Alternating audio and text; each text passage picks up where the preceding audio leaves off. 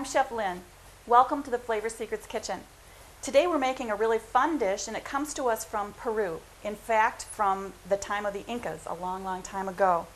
Now, if you know anything about Peru, you know that in Peru they have 3,000, no joke, something like 3,000 different kinds of potatoes. So if you took a wild guess and said this dish is probably with potatoes, you would be right. This is a potato dish that can be used for a side or it can be used for a main. Either one, just depends on how big you make it. So the name of this dish, also I might tell you that, is called causa. C-A-U-S-A, causa. And we have a number of different ingredients here. We have our potatoes. We have some shrimp we're going to make it with today, although we'll talk about other things later that you can use to make it. We have some sauce, and then we have some vegetables that we'll put together in a very, very pretty presentation that I think you're going to like. Okay, so normally if you're making this at home, you want to start with the potatoes because the potatoes take the longest to cook. So I've already cooked them in some boiling water with just a large pinch of salt, and they're all completed, but I'll talk a little bit more about the potatoes in a minute. So once your potatoes are done, what you want to do is make some court bouillon. We're making some Latino court bouillon today. Normally, it's basically just flavored water, and you would make it using some mirepoix, that's carrot, onion, and celery. Or in a pinch, you could use a little bit of vegetable broth mixed with water or vegetable stock, either one. This, however, is some water, undetermined amount, just enough to cover my shrimp. I put some wine in there. How much wine? That much wine. I just turned it over and put a little bit of wine in it. I put a couple pieces of tomato. Yesterday we had hamburgers and I had some sliced onion, so I just took a little bit of onion and put it in there. There's some bay leaf in here, 2 pieces of bay leaf. There's some parsley and some cilantro, and whenever you add a fresh herb to a broth like this, you want to release its flavor. So what you need to do is crush it with the side of the knife. That way you crush the stem and it releases the flavor, and you just drop it into the broth. Okay? And then I put in a little bit of this. It's called huacatai. And this is a black mint that you would use that grows all over Peru, and you can use it in all kinds of different things. They use it in all kinds of different things, I guess I should say. It's very difficult to find here, so I get it in a jar, and I get it online. This brand happens to be one called Mama Tina's. It says product of Peru on it, huacatai, or black mint. You don't have to go to all that trouble to get the black mint. If you want to, you can use some regular mint, or you can use some thyme. Okay, now all I have to do is put my shrimp in there. These are black tiger prawns. And you don't have to use shrimp that's this expensive, or prawns, excuse me, that's this expensive. Normally in Peru, this would be more like a peasant dish, and you would use the little tiny river shrimp or real tiny inexpensive shrimp that they could get locally. But today, I guess we should call this Gourmet Causa because we're using the best of everything. So I have my Latino court bouillon just simmering here, not boiling, and I'm going to drop the shrimp in because we want to poach the shrimp. We want to keep an eye on this because it'll only take a couple minutes, and be careful not to overcook it. That's really important because shrimp can get very rubbery if you overcook it. So remind me to keep an eye on that. Next, while we're waiting for our shrimp, we'll mix up our sauce. This is salsa wolf. Salsa in Spanish just means sauce, simply sauce. So what I've got here already in my bowl is 3 tablespoons of ketchup and 3 tablespoons of mayonnaise. Now I'm going to add 2 tablespoons of pineapple juice, and to get the pineapple juice, I had an open can of pineapple, so I just took the juice right out of the can. So 2 tablespoons of pineapple juice. You don't have to go buy a whole carton and just invent another excuse to use up the pineapple or serve it for dessert with this dish. Why not? And then the last thing is 3 tablespoons of brandy. Now I didn't want to use brandy today, so I'm just using some brandy flavoring. So I'll put about a teaspoon of the brandy flavoring in it. And then all we have to do is mix it up. It would be better if I had a whisk here than a spoon, but I have a spoon, so I'm going to stir it probably a little bit longer than I would need to with the whisk. That brandy smells really good. If you're not opposed to it, go ahead and use the real thing. Okay, like I said, you really need to do this with a whisk. This is a little bit lumpy, but for this purpose today it'll be okay, and I don't happen to have a whisk close by. So there we go, there's our salsa wolf. Okay, let's check that shrimp. We definitely don't want to overcook our shrimp. So I can just take a look at it. You know if it's done, if it turns pink. See, it's pink, and it looks like the white is cooked through. So my shrimp is already done. That's all there is to cooking it. The reason to use some kind of flavored water or court bouillon is that it makes it taste a lot better. Gives a little extra spike to the shrimp. Now I'm only making one serving today, and I've got 6 prawns here. I keep calling them shrimp. Prawns are actually something a little bit different. They have a little bit different gill structure, but they taste the same, and in the United States most people just call anything that's large a prawn. So everyone will know what I mean, I think. All right, next let's talk about the potatoes. As I said, I cooked these potatoes for close to a half an hour in some boiling salted water. And the trick with the potatoes, the key to the potatoes, is almost to overcook them. So some of you will be very good at this. And then I put the potatoes into this vegetable mill, or you can use something called a ricer. There are different types. There's this kind that goes around, and then there's the kind that has 2 handles, and you put the potatoes in the ends, and then you squeeze the handles down, and the potatoes come out. Well, I broke about 6 of those, so I finally broke down and got this beautiful all-clad vegetable mill. And then make sure you get the potato on the bottom of the ricer, or vegetable mill, whatever you want to call it. This one, as I said, did I say, just you put the potatoes in here and then push them around in a circle, push this thing around in a circle, and the potatoes go through the bottom and come out in a beautiful riced mixture. That's why this is often called a ricer, because the result looks like rice. Okay, now I'll set this back here. And notice that these potatoes are a beautiful golden color. That's because you want to use either gold potatoes, it says on the package, or Yukon Golds. And then after they're cooked, you've got this gorgeous yellow color.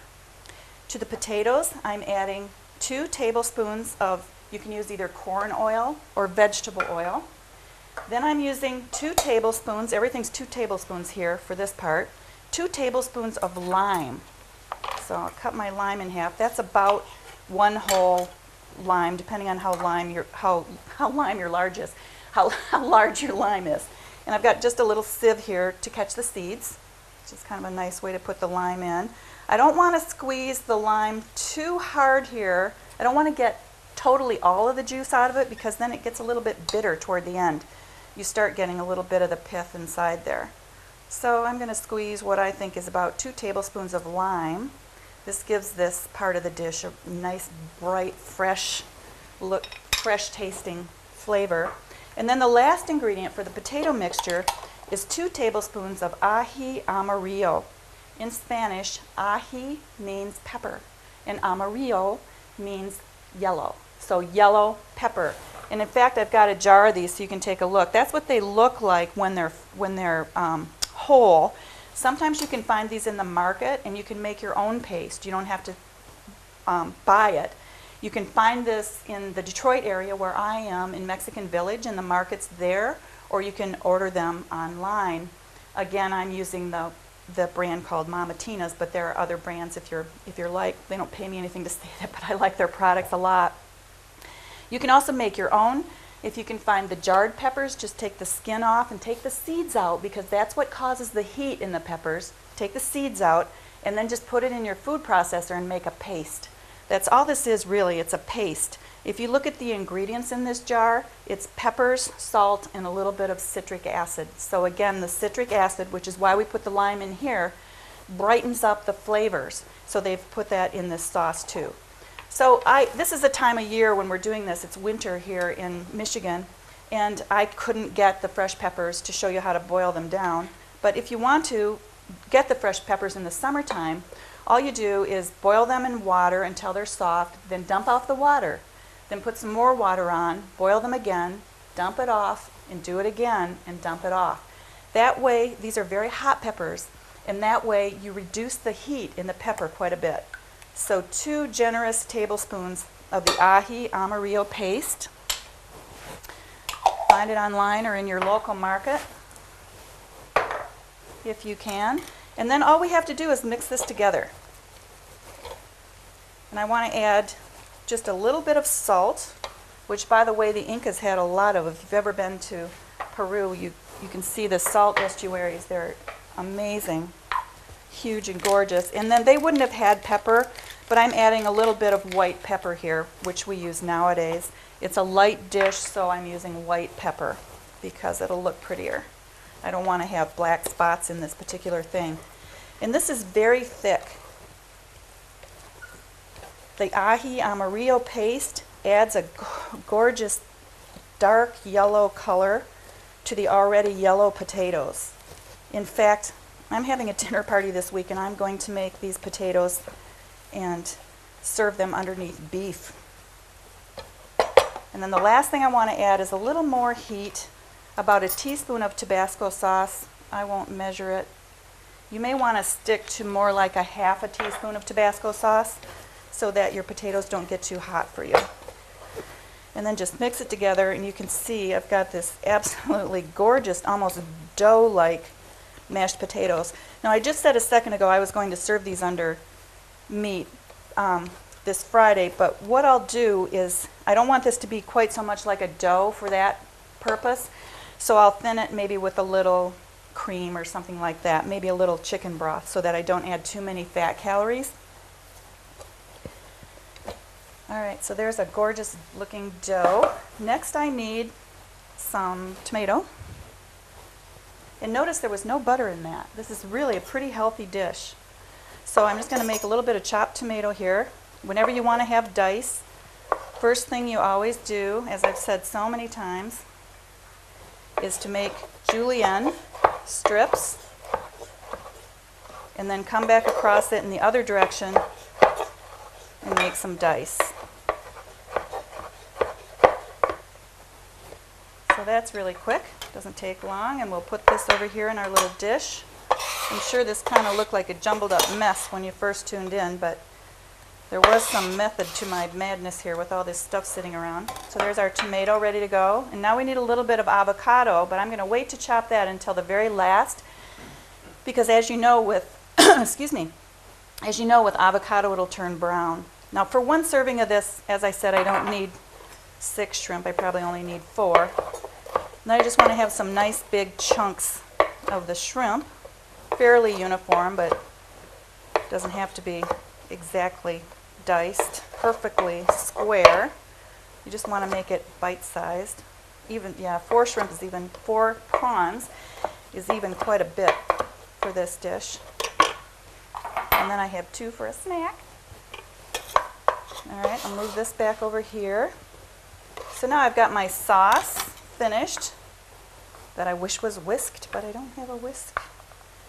All right, I'll just stir it a little more. It is a little bit lumpy, but it doesn't matter. No one's really going to see that. And now it's time to put it together as soon as I do this avocado, which I almost forgot about. Okay, so we're just going to open up the avocado. And then I need a spoon here to scoop it out of the skin. Actually, a bigger spoon works better than this, but I just happen to have this little one. This avocado is a little bit ripe. It's so hard to get avocados right. It seems like as soon as they're soft, really, you want to, that didn't come out very well, but you know what I mean. You can do a better job than that. But it doesn't really matter anyway because we're planning on dicing it too. Dicing is wonderful. It forgives a lot of things. Okay, so here we go. Again, I made some strips. You could actually use these pieces too. That would be pretty. Let's do that. I like that idea. Just maybe scoop these off to the side. Get rid of some of this stuff. And I'll show you how to put this together. This is an absolutely gorgeous, beautiful dish. And what I'm using is a very large plate. This is actually a charger. If you want people to feel like you're giving them a lot of food, even though there aren't a lot of calories in what you're making, put it on a really big plate and spread it out. Okay, so this ring is actually a cake ring. If you don't have one, maybe you have a can of Campbell's soup, what used to be a single serving. That's just about the same size as this. It's just a little bit taller. So all you have to do is take the top out and then with the can opener and take the bottom out, and look, you've got the same thing as this cake ring. We'll start with our beautiful yellow potato. Put it down in the bottom. And I'm just using the spoon to spread it around. I want it to be relatively flat, but it's kind of far down there, so it's hard to get too much down there. By the way, this recipe is for 6 servings. So you have enough potato there for 6 people. So now I noticed also that I didn't grease the ring. There's really no grease in this. There was a little bit of oil in the potato, but that's all. So I put my potato in first. Now I'm going to put my avocado. And I'm putting the backs of these rings, I know you can't see this because we don't have an overhead shot here, but you'll see it when I take the ring off. I'm putting these right next to the edge. Actually, guess what? It would work out just a little bit better, I think, to have it chopped because it's difficult. The avocado isn't exactly the same size as the ring. So I'll put some pieces in and I'll put some chopped in. Chop, chop, chop. Put some chopped avocado in. If you don't like avocado, just leave it out. Use something else. Some other kind of a vegetable. Grilled vegetables would be really great in this, with this idea. I just want to keep my plate wiped off because it looks more professional when it's finished. And then I'll take my diced tomatoes and put in a layer of diced, fresh, delicious tomato. And I got a tomato that wasn't terribly ripe, that was ripe but not overripe. Does that make sense? Because I don't want it to run all over the place. I want it to be a little bit firm. And I want to be able to taste that tomato. Okay, now I'm going to put my sauce in the middle. Like I said, you won't see it, so if you don't have a whisk, don't fret. Some of this may run down the side when we remove the ring. Put about that much sauce in. And now my shrimp on the top.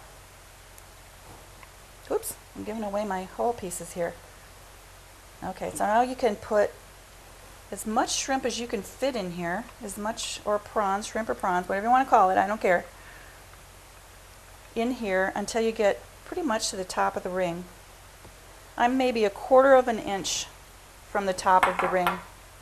Okay, and now I'm going to top that off with my really gorgeous yellow tomato that has quite a nice bite because we put the ají amarillo paste inside the mix. And like I said, this is kind of almost like a dough. It helps to use a spatula at this point because I want to make the top nice and straight, nice and smooth on the top. Okay, now this may surprise you, but this ring will come right off of here even though I haven't put any grease on it. So once again, let's take this clean rag and wipe this up before we take that off.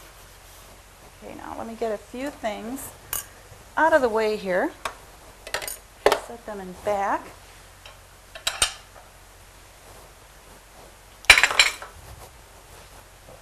So that you can see and so that I can get to my garnish information, my garnish things over here. Okay.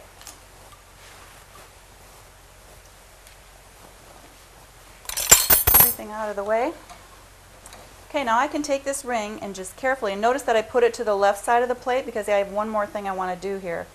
And if I carefully lift it straight up, I've got a gorgeous presentation you can make using a soup can. Isn't that cool? All right, now I want to have something to serve with this, and I want to have a little bit of garnish on it. So I will often just make some little strips of tortillas and deep fry the strips of tortillas. What did I do with my other knife? Here it is over here. And deep fry some strips of tortilla and pile them on top for a really pretty presentation.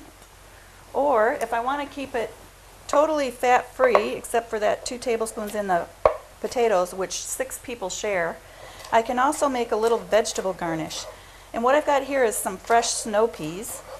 And as you can see, I'm just cutting them into little tiny strips, and I started on an angle. So that's 2 snow peas, doesn't add too much. And I'll just set that right on top there. You can even push them in like this if you want to make it taller, and arrange those in a really pretty way. So that's only 2 snow peas. If you want to, you can put some pepper on the top, but I really don't think it needs it, and I don't recommend it because that potato is a little bit hot. When you take a bite of it with the other ingredients in the dish, it will be fine, but you want to be careful not to get it too hot. Now I have one more thing I want to add to this plate, and that's a little salad. And my salad is going to be only cucumber.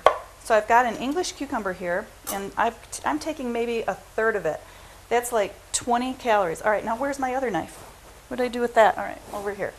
I want to take off, you don't have to take off the peel for this, but I'll just drop it over here. But I want this to look kind of like spaghetti, so I'm going to take off the peel. Takes just a second here to thinly pull that off. Okay, now I'm going to use this little machine that looks like a toy. This is a spiral machine. And all you do to make this, too bad I'm not left-handed, I could turn this around, but you'll see in just a second. And I'll try and turn it sideways so you can see. You just stick it on there and turn it. You do this with your kids, they'll love it. You can find machines like this on the internet. I think Williams-Sonoma has some, and Sur La Table surely has some. Okay, so remember that was like a third of a cucumber. And now what I've got there is like a little pile of spaghetti that's 20 calories. And I'll just arrange that on the side by my causa. Add a little bit of salt and pepper. This time I'll use a little bit of black mixed pepper. And I'll put some kind of all over the dish just for looks. And there's a gorgeous lunch or side or first course or main course, whichever you like. And if you want to, you can add a little bit of tomato here. I bought these little pear-shaped tomatoes because they add interest. And then you can have a little bit more color there with just a couple of little cherry tomatoes. What's that? Maybe 5 more calories, 3 cherry tomatoes along the edge. So there you go. A quick and easy dish that looks like you spent all day making it. Those are the best kind. Hope you'll give it a try. I'm Chef Lynn. Enjoy.